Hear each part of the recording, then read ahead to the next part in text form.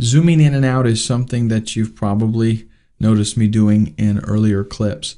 It basically just lets us get a better look at the video that we're editing. Notice the size of the graphics right here. This file pretty much goes from this point, this is the very beginning, all the way over to roughly 40 seconds. Okay, this is in hours, minutes, seconds, and tenths of a second or hundredths of a second.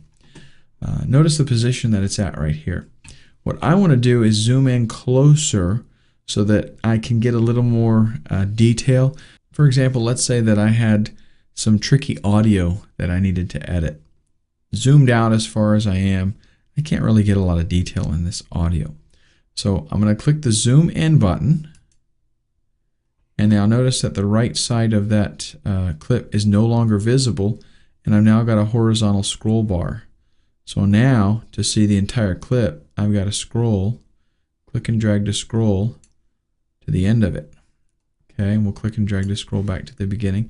Every time I zoom in, I'm getting closer and closer to the audio and video portions here.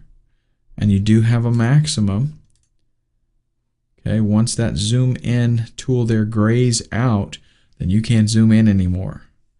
But notice now that my timeline is only showing me up to about 7 seconds worth of video, whereas before 40 seconds was somewhere over here. So now we're a lot closer into the clip. Now if I click and drag my horizontal scroll bar here, I've got a lot farther to go.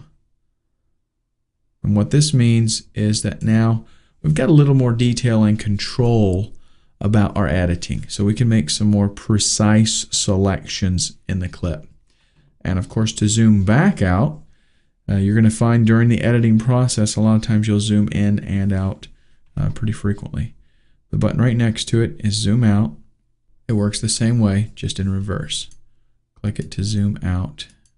And notice we're getting farther and farther away.